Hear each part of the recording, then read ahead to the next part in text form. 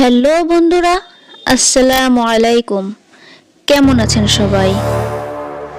আজকের ভিডিওটি খুব ইন্টারেস্টিং হতে চলেছে, কারণ আজকে আমরা জানাবো আমরা কেন জিন জাতিকে দেখতে পাই না।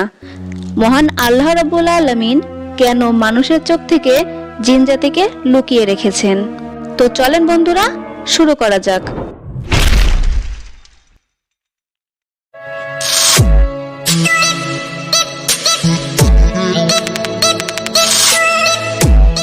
আপনি কখনো কি ভেবেছেন কেন আমরা জিনকে দেখতে পাই না? কেন আল্লাহ রাব্বুল আলামিন তাদেরকে আমাদের দৃষ্টির বাহিরে রেখেছেন? আজ আমরা কোরআন ও হাদিসের আলোকে এর ব্যাখ্যা জানানোর চেষ্টা করব। আল্লাহ কোরআনে স্পষ্টভাবে বলেছেন, হে আদম সন্তান, যেন শয়তান তোমাদেরকে ধোঁকা না দেয়, যেভাবে সে তোমাদের পিতামাতাকে জান্নাত থেকে বের করেছিল। সে ও তার দল তোমাদের এমনভাবে দেখে যেভাবে তোমরা তাদের দেখতে পাও। মূলত জিন আমাদের দেখতে পেলেও আমরা তাদেরকে দেখতে পাই না।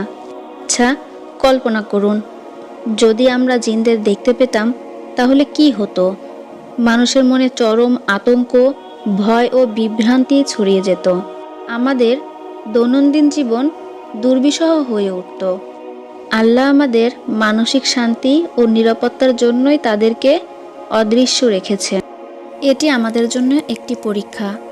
আমরা দৃশ্যমান কিছুতে নয়, বরং অদৃশ্য জগতের উপর ঈমান আনতে শিখি। শয়তান ও জিন আমাদেরকে পথভ্রষ্ট করার চেষ্টা করে, কিন্তু আমরা কি আল্লাহর উপর ভরসা রাখতে পারি? আমাদের সবসময় মনে রাখতে হবে যে এটি একটি ঈমানের পরীক্ষা। আমরা কি দৃশ্যমান কিছু না দেখেও বিশ্বাস করতে পারবো?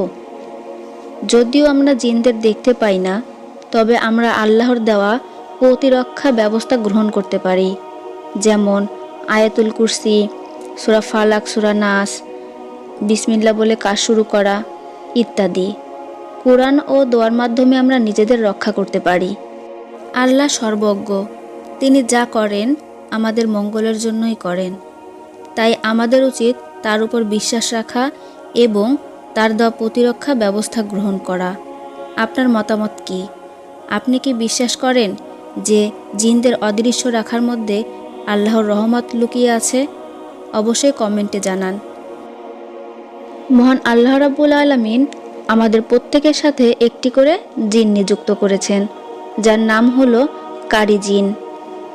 প্রিয় বন্ধুরা, কারি জিনের বিষয়ে জানতে চাইলে অবশ্যই কমেন্ট করে জানাবেন।